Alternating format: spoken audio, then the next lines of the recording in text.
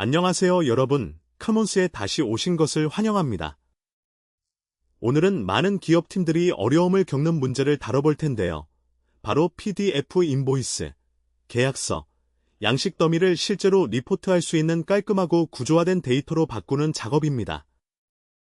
우리는 사람처럼 문서를 읽어내는 마이크로소프트 서비스인 애저 AI 다큐먼트 인텔리전스를 대시보드를 만드는 도구인 파워 BI에 연결할 겁니다. 그 사이에는 작은 SP.NET 코어 웹 AI와 커스텀 커넥터, 그리고 파워 오토메이 플로우를 만들어서 안전한 비즈니스 데이터베이스라고 할 수 있는 데이터버스부터 실시간 보고서까지 모든 것을 자동으로 이동시킬 거예요. 마지막에는 전체 파이프라인이 처음부터 끝까지 작동하는 모습을 보시게 될 겁니다. 그럼 시작해 볼까요? 화면을 다루기 전에 먼저 움직이는 부품들을 정리해 볼게요. 이 프로젝트는 5가지 요소가 함께 작동합니다. 첫째, 애저 AI 다큐먼트 인텔리전스는 스캔된 인보이스를 보고 공급업체 이름이나 총액 같은 필드를 추출해내는 아주 똑똑한 리더라고 생각하시면 됩니다. 둘째, 커스텀 커넥터는 파워 플랫폼 도구가 원래는 이해하지 못하는 서비스와 대화할 수 있게 해주는 일종의 번역기입니다. 셋째, SP.NET 코어 웹 API는 우리가 직접 작성하는 작은 프로그램으로 중간에서 우리를 대신해 애저를 호출합니다. 넷째, 파워 오토메이 플로우는 데이터버스에 새 파일이 들어오는 것 같은 특정 사건이 발생했을 때 실행되는 자동화된 레시피입니다. 그리고 다섯째, 파워 BI는 추출된 모든 데이터가 마침내 사람들이 실제로 사용할 수 있는 대시보드가 되는 곳입니다. 전체 그림을 위해서 아래로 하나의 흐름으로 보여드리겠습니다. 문서가 데이터버스에 들어옵니다. 예를 들어 매입 채무 담당자가 인보이스를 업로드하는 상황이죠. 그러면 우리 파워 오토메이 플로우가 트리거됩니다. 플로우는 우리가 만든 커스텀 커넥터를 호출하고 이 커넥터는 파일을 SP.NET 코어 웹 API로 전달합니다. 이 API가 실제로 애저 AI 다큐먼트 인텔리전스를 호출해서 추출된 필드로 가득한 제순 응답을 받아오는 부분입니다. 우리는 이 제선을 구조화된 컬럼으로 매핑해서 다시 데이터버스에 기록합니다. 그리고 마지막으로 파워 BI가 그 데이터버스 테이블을 읽어서 실시간 보고서로 바꿔줍니다. 여기 보이는 모든 화살표가 우리가 지금부터 만들 실제 연결입니다. 실제로 지능이 발휘되는 부분부터 시작해 볼게요. 바로 애저 AI 다큐먼트 인텔리전스 리소스를 생성하는 것입니다. 지금 저는 애저 포털에 있고 애저 AI 서비스 아래에서 다큐먼트 인텔리전스를 검색했습니다. 이 리소스는 PDF, 스캔된 이미지, 심지어 손글씨 같은 비정형 문서를 읽고 구조화된 데이터를 반환하는 엔진입니다. 아주 빠르고 아주 일관된 데이터 입력 담당자를 고용한다고 생각하시면 됩니다. 크리에이트를 클릭해서 새 리소스를 시작하겠습니다. 애저는 리소스를 생성하기 전에 이 베이식 스텝에서 몇 가지 질문을 할 거예요. 어떤 구독으로 비용을 지불할지, 어떤 리소스 그룹으로 정리할지, 그리고 어느 지역에서 실행할지 말이죠. 다음으로 이 항목들을 채워보겠습니다. 이제 세부 정보를 입력하겠습니다. 리소스 그룹은 관련된 애저, 리소스들을 함께 묶어서 하나의 단위로 관리하고 삭제할 수 있게 해주는 일종의 폴더입니다. 여기서는 아워지 도케이프라드라고 이름 붙이겠습니다. 지역으로는 이스트 US를 선택하겠습니다. 대부분의 문서가 발생하는 곳과 가까울 것 같기 때문인데 이건 지연 시간, 즉 응답이 얼마나 빨리 돌아오는지에 영향을 미칩니다. 리소스 자체에도 다킨테린 보이스프라드라는 명확한 이름을 붙여서 팀의 누구든 이게 무엇을 위한 것인지 바로 알 수 있게 합니다. 지금 이름을 명확하게 지어두면 나중에 수십 개의 애저, 리소스가 돌아갈 때 혼란을 줄일 수 있습니다.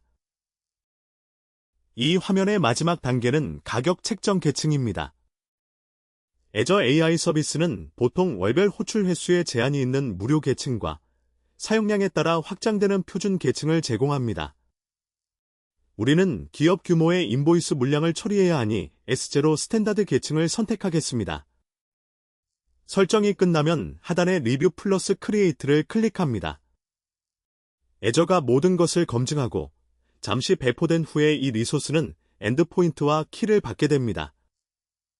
엔드포인트는 우리 코드가 호출할 웹 주소이고 키는 우리 앱이 이걸 사용할 권한이 있음을 증명하는 일종의 비밀번호입니다. 다음 앞에서 이 두 가지를 모두 사용하게 됩니다. 애저 리소스가 준비되었으니 이제 실제로 그것과 대화할 코드가 필요합니다. 바로 우리 ASP.NET 코어 웹 파일이죠. 여기 단순화된 컨트롤러가 있습니다. 이건 파일 업로드를 받는 /ev/document/analyze라는 엔드포인트 하나를 노출합니다. 내부적으로는 방금 만든 엔드포인트와 키를 사용해서 애저 AI 다큐먼트 인텔리전스로 보낼 요청을 구성하고 문서를 전송한 뒤 재수한 결과를 기다립니다. 이 AP는 오케스트레이션 레이어, 즉 파워 플랫폼과 애저 사이의 교통정리 역할을 합니다. 이 로직을 플로우 안에 두지 않고 웹 API 안에 두면 유효성 검사, 로깅, 오류 처리 같은 것들을 한 곳에서 테스트 가능하게 관리할 수 있습니다. 이제 이걸 파워 오토메이드에 연결해 보겠습니다.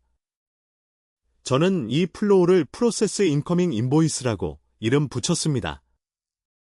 첫 번째 노드는 트리거인데 트리거는 그냥 플로우를 깨우는 이벤트를 말합니다. 여기서는 when a row is added로 데이터버스의 인보이시즈 테이블을 지켜보고 있습니다. 그래서 누군가 새로운 인보이스 레코드를 업로드하는 순간 이 플로우가 클릭 한 번 없이 자동으로 작동을 시작합니다. 그게 바로 자동화의 핵심이죠.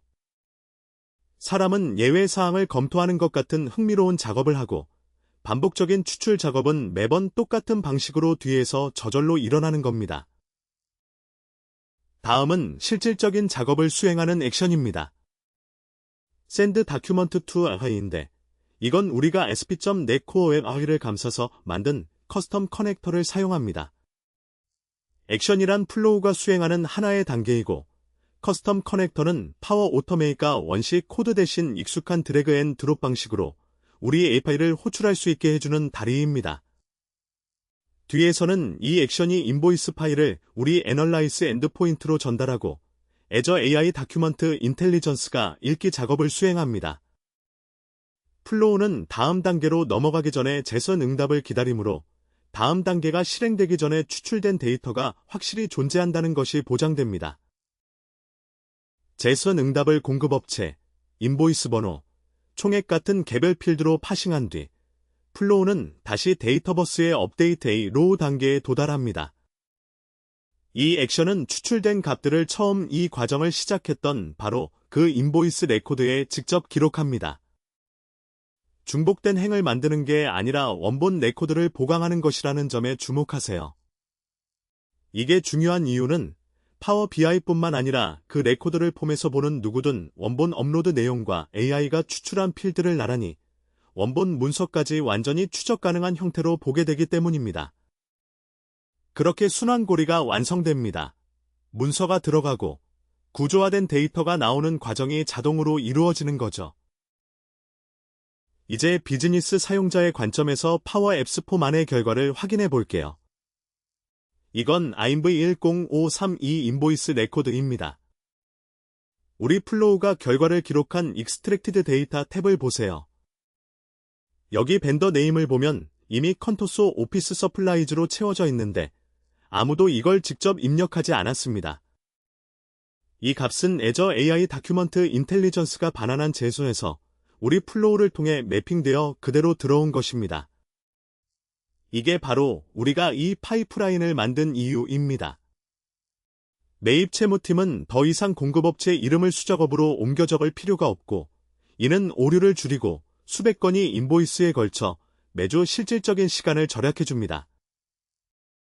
이번엔 $4,325 80센트로 표시된 토탈 어마운트를 보세요. 이 필드는 required, 즉 필수로 지정되어 있어서 데이터버스는 이 값이 없으면 레코드를 완전한 것으로 간주하지 않습니다. 추출이 실패했을 때를 대비한 좋은 안전장치죠. 옆에는 듀 데이트와 스테이터스가 보이는데 우리 플로우는 나중에 이 값들을 활용해서 알림이나 승인 라우팅을 트리거할 수도 있습니다. 여기서 핵심은 데이터버스가 단순한 저장소가 아니라 유효성 검사 규칙이 있는 구조화되고 안전한 데이터의 보금자리라는 점입니다. 그 덕분에 우리 파워 BI 보고서를 포함한 이후 모든 단계가 이 숫자들이 깨끗하고 일관성 있다는 걸 신뢰할 수 있습니다. 드디어 결실을 볼 시간입니다. 파워 BI죠. 이 보고서는 인보이스 프로세싱 애널리틱스라고 불리며 상단에는 3개의 KP 카드가 보입니다. KPI는 그냥 경영진이 관심을 갖는 핵심 헤드라인 숫자를 뜻합니다. 에버리지 프로세싱 타임을 보시면 42초인데 이걸 자동화한 이후로 65% 줄었습니다.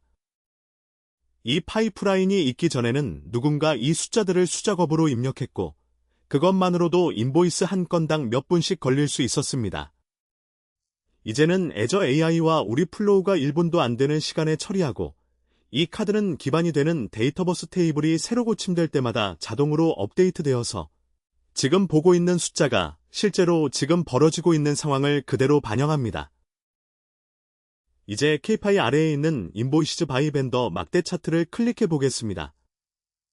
이 시각화는 공급업체별로 물량을 나눠서 보여주기 때문에 누가 가장 많은 서류를 보내는지, 예외 상황이 어디에 몰리는 경향이 있는지를 바로 파악할 수 있습니다. 이 막대 중 하나를 클릭하면 파워 BI가 크로스 필터를 적용합니다. 즉 페이지의 다른 모든 시각화가 즉시 그 공급업체의 데이터로만 좁혀진다는 뜻이죠. 이런 상호작용성이 바로 파워 BI를 정적인 스프레드시트와 다르게 만드는 요소입니다. 클릭 한 번으로 전체 페이지가 지금 실제로 궁금한 질문을 중심으로 다시 구성됩니다. 우리가 방금 만든 전체 여정을 정리해 볼게요.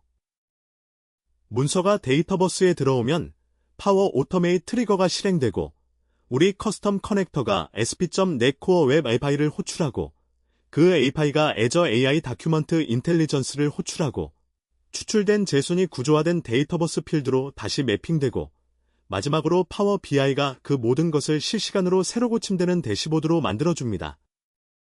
이건 진짜 엔터프라이즈급 자동화 파이프라인이고 여기 있는 모든 부분은 체험판 구독만으로도 직접 만들어 볼 수 있습니다.